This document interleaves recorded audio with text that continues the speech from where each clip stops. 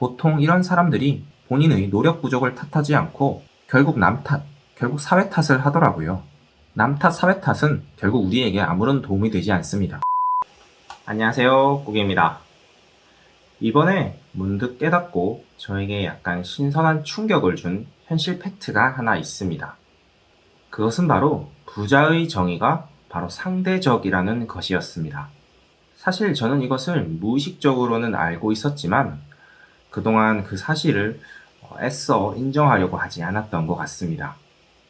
그래서 이참에 부자라는 주제에 대해 한번 제대로 공부해보자 라고 마음을 먹었고 제대로 한번 공부하다 보니 결국 우리 인생과 연결이 되어 있더라고요.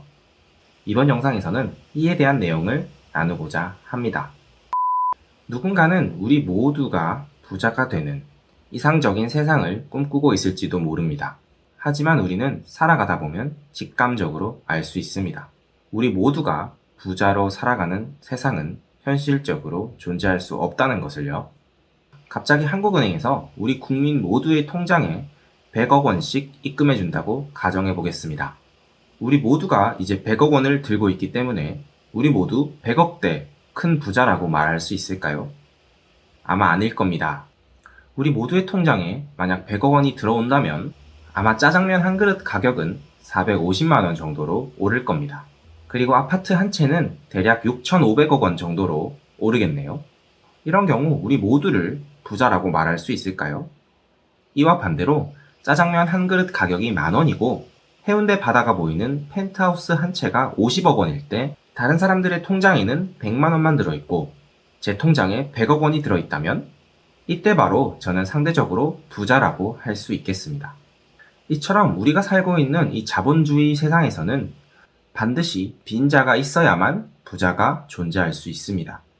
다시 한번, 부자는 상대적이라는 개념이죠.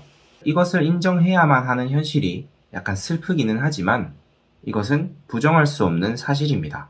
저는 이런 객관적인 사실을 애써 외면하면서 여태껏 살아왔었는데 이번에 제 자신이 이런 가혹한 현실을 인정하기까지 굉장히 오래 걸렸던 것 같습니다. 제 자존심이 너무 셌다고도 말할 수 있을 것 같고요. 아니면 우리나라 교육과정 속에서 돈 얘기는 쉬쉬 하는 것이라고 세뇌 교육을 제대로 받아서 그런 것일지도 모릅니다. 어찌되었든 간에 저는 이번 기회에 적극적으로 돈과 인생에 대해 공부하고 제가 알게 된 것들을 많은 사람들에게 전하는 것이 좋겠다는 생각이 들었습니다.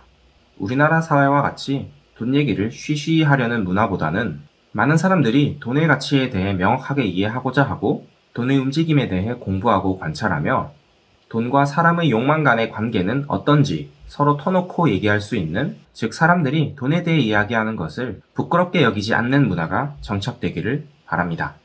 돈에 대해서는 자꾸만 숨기려 하지 말고 솔직해지는 편이 저는 좋다고 생각합니다.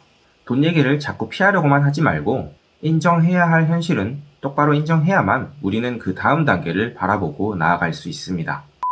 그래서 저는 이번 기회에 돈과 인생에 대해 진심으로 이야기하고 고민하는 사람이 모인 집단에 소속되어 도대체 그들은 돈과 인생에 대해 어떤 이야기를 나누고 있는지 지켜보기로 했습니다. 그 결과 정말 많은 것들을 보고 배울 수 있었습니다. 일단 세상에는 자기 전문 분야가 굉장히 명확하고 정말 진심인 사람들이 많았으며 돈에 진심인 사람들은 돈은 어떻게 만들어지고 돈은 어떻게 이동하고 있으며 돈이 사람의 욕망을 얼마나 잘 다스리는지, 돈과 사람들의 심리 관계는 어떤지, 그리고 수많은 부자들은 어떤 방식으로 돈을 벌고 있는지에 대해 사뭇 진지한 토론을 벌이고 있었습니다. 정말 감탄을 금하지 않을 수 없었죠.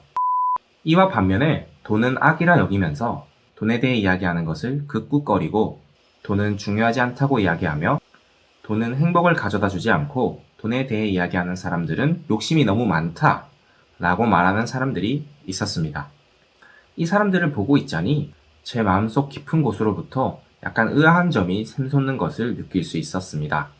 본인들은 너무나 고귀한 것처럼 돈을 초월한 사람인 것처럼 아주 깨끗한 것 마냥 행사하는 사람들이 오히려 더더욱 돈에 집착한다는 사실을 발견했고 자기 자신만 생각하는 굉장히 이기적인 사람이라는 것을 알 수 있었습니다. 말로는 돈이 중요하지 않다라고 생각하는 그 사람들은 연봉 수십만 원, 수백만 원 더 받기 위해 연봉 협상에 굉장히 민감하게 반응했으며 한 푼이라도 더 아끼기 위해 쿠폰과 보너스 포인트를 정말 더 악착같이 모은다는 것을 발견했습니다. 그럴 거면 솔직하게 돈을 좋아한다고 말할 것이지 정말 그 사람들은 정직하지 않은 사람들이라는 생각이 들었습니다. 그런 사람들을 보고 있자니 나는 그러지 말아야겠다 라는 생각과 함께 돈에 대한 공부가 정말 필요하다라는 것을 느끼게 되었습니다. 그런데 정말 신기한 것은 돈 공부를 하다 보니 결국 이게 인생 공부와 이어진다라는 것이었습니다. 일단 왜 부자의 숫자는 적고 빈자의 숫자는 많을 수밖에 없는지에 대한 이유를 알아봤습니다. 과연 부자들은 평범한 대다수의 사람들이 걸어간 그 길을 똑같이 걸어가서 부자가 될 수 있었는지에 대해 생각해 봤습니다. 그 결과 당연히 아니었습니다. 우리 모두는 태어나면서 부모님으로부터 소중한 하나의 생명과 약 80년이라는 공평한 시간을 물려받았습니다. 모두가 공평하게 태어났지만 우리 중에 누군가는 상대적으로 부자가 되고 있고 우리 중에 누군가는 상대적으로 빈자가 되고 있습니다. 자, 그럼 어떻게 하면 상대적으로 부자가 될 수 있을까요? 이미 우리는 답을 알고 있습니다. 공평하게 시간과 생명을 물려받았기 때문에 남들보다 상대적으로 더 앞서 나가기 위해서는 최소한 남들보다 더 열심히 뛰어야 하고 남들보다 더 큰 리스크와 책임을 져야만 합니다. 내가 자고 있을 때 누군가는 열심히 뛰고 있다면 그 열심히 뛰고 있는 사람보다 내가 앞서 나갈 가능성이 과연 높을까요? 낮을까요? 상대방보다 상대적으로 내가 더 열심히 뛰고 있고 내가 더 열심히 준비하지 않는다면 상대방보다 더 앞선 위치에 서 있기란 결코 쉽지 않습니다. 세상은 너무나 공평하거든요. 로또에 당첨되면 사람이란 게 결국에는 비교를 할 수밖에 없는 존재이며 우리 인간이 욕망을 다스릴 수 있는 범위는 굉장히 제한적입니다. 누구는 서울대에 진학했다더라. 누구는 삼성전자에 취업했다더라.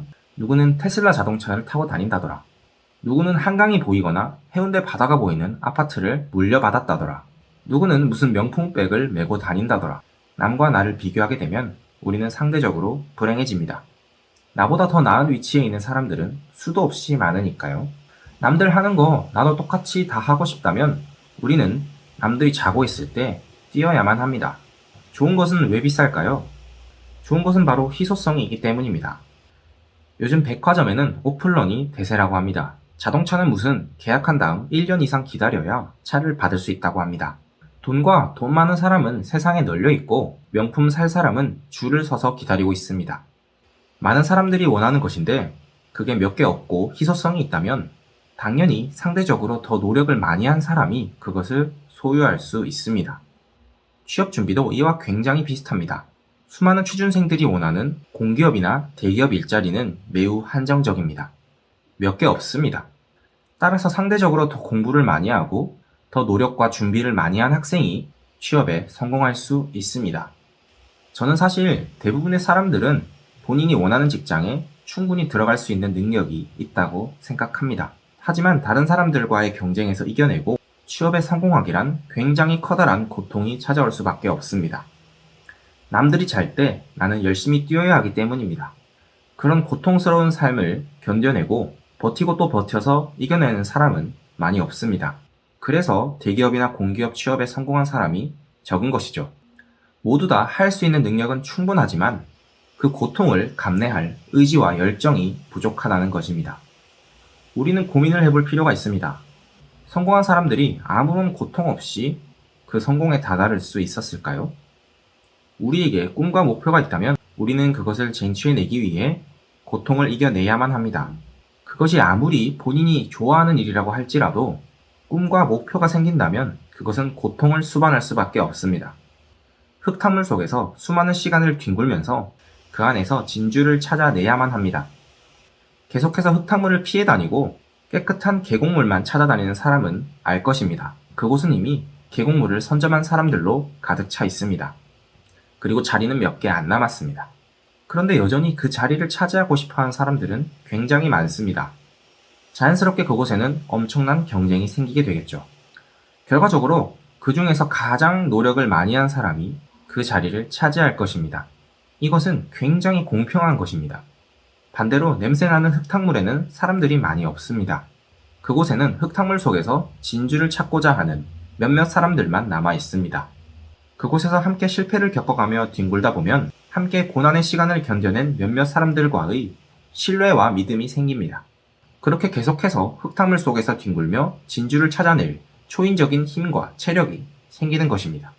물론 실패할 수도 있습니다. 그런데 아무런 실패 없이, 아무런 리스크 없이 우리의 꿈과 목표를 달성할 수 없다는 것은 수많은 성공한 사람들이 이미 증명해 주었기에 실패하는 것에 겁먹지 않고 앞으로 나아가고 있습니다. 왜냐하면 실패하면 실패한 대로 얻는 것이 또 있기 때문입니다. 아무것도 도전하지 않고 아무것도 경험하지 않는 것이 가장 무섭고 두려운 것이라 저는 생각합니다. 누군가의 목표가 서울대 카이스트 포항공대에서 학위를 받고 싶다 라든지 회계사 자격증이나 로스쿨에 들어가서 변호사 자격증을 갖고 싶다든지 아니면 공기업에 합격해서 편한 인생을 살고 싶다 일 수도 있습니다. 그런데 누군가가 그런 희망적인 꿈과 목표를 가진다는 것은 그 누군가의 현재 상황이, 스펙이 그 꿈과 목표를 달성하기에는 너무 낮으니 그러한 높은 목표와 꿈을 가지게 되는 것입니다. 그래서 꿈과 목표인 것이죠. 그런데 수많은 사람들이 그 자신의 위대한 꿈과 목표를 향한 시도조차 해보지 않고 포기라는 선택을 합니다. 사람들은 왜 포기를 할까요?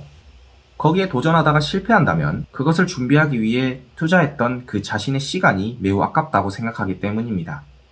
한마디로 실패하기가 두렵고 싫다는 것이죠. 수많은 사람들이 그 고통을 겪는 것 자체를 두려워하고 싫어하기 때문에 이런 실패의 길을 걸어가는 사람은 굉장히 적습니다. 그런데 사실 생각해보면 실패의 리스크는 나뿐만 아니라 우리 모두에게 주어지는 굉장히 공평한 것입니다. 그래서 저는 강하게 믿고 있습니다.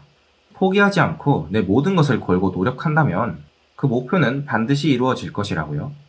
결국 내 노력, 내 의지, 내 열정의 부족 문제라고 인정한다면 우리는 더 높은 목표에 힘차게 도전할 수 있지 않을까 라는 생각을 해봅니다. 정말 확실한 사실은 회계사 자격증이나 행정고시 패스한 사람, 무슨 서울대 로스쿨 합격한 사람이 커다란 천재라서 합격한 것이 아닙니다. 누군가는 서울대 친구들은 뭐 한 번 보면 절대 안 까먹는다고 하는데 이건 정말 말도 안 되는 거짓말이고 포기한 사람들의 핑계일 뿐입니다. 그 친구들도 똑같은 사람이고 다 까먹습니다. 그런데 그 친구들은 다른 점이 한 가지 있습니다. 의자에 엉덩이 붙이고 있는 능력만은 우리나라 최상위권이란 말이죠. 서울대 로스쿨에 변호사 시험 준비해서 수석으로 합격한 친구를 알고 있는데 정말 독하고 미친 듯이 공부하더군요. 거짓말 안 하고 정말 하루에 16시간 공부합니다. 제가 가장 놀랐던 점은 밥 먹고 잠자는 시간, 그리고 화장실 가는 동선과 그 시간마저 철저히 치밀하게 계획하고 나머지 모든 시간에는 책상에 앉아서 집중합니다. 스마트폰을 아예 끄거나 개통조차 하지 않습니다. 아니 의자에 엉덩이를 붙이고 있는 능력이 최상위권이라는 그 사람들도 그렇게나 열심히 노력해서 고통의 고통을 이겨내고 합격하는 시험인데 아무런 고통이나 노력 없이 그 시험에 합격한다는 것은 있을 수 없는 일이죠. 만약 그렇게 생각하는 사람이 있다면 그 사람은 정말 너무나 양심이 없고 정직하지 않고 욕심이 많은 사람입니다. 보통 이런 사람들이 본인의 노력 부족을 탓하지 않고 결국 남 탓, 결국 사회 탓을 하더라고요. 남 탓, 사회 탓은 결국 우리에게 아무런 도움이 되지 않습니다. 우리가 살아가다 보면 어느 시점에서는 내 영혼을 갈아 넣어 도전해야만 할 것 같은 선택의 기로에 서게 될 날들이 반드시 찾아올 것입니다. 그때가 오면 저는 언제나 정면 돌파를 추천드립니다. 지금 당장 내가 꿈꾸고 있는 목표가 정말 말도 안 되게 높은 목표라고 하더라도 정말 불가능할 것만 같아 보이더라도 실패와 고통을 두려워하지 않고 남들보다 더 빠르게 뛰기 위해 내 모든 것을 갈아 넣는다는 생각으로 도전해 보시기를 추천드립니다. 그래야만 달라질 수 있습니다. 그래야만 내 꿈과 목표에 조금이라도 더 가까이 다가설 수 있습니다. 남들이 자고 있을 때 뛰어야 하고 더 열심히 노력해야만 우리가 살고 있는 자본주의 세상에서는 우리가 원하는 꿈과 목표를 이룰 수 있기 때문입니다. 우리가 살고 있는 세상은 너무나도 공평합니다. 누군가는 지금 이 순간에도 자신의 꿈과 목표를 향해 고통을 감내하면서 뛰어가고 있습니다. 아무런 고통이나 노력 없이, 리스크 없이 우리가 원하는 곳에 서 있을 수는 없습니다. 그리고 진정한 노력은 결코 우리를 배신하지 않는다 라는 말씀을 드리며 저도 열심히 오늘도 고통을 이겨내러 다시 출발해 보도록 하겠습니다. 오늘도 긴 시간 시청해 주셔서 감사합니다.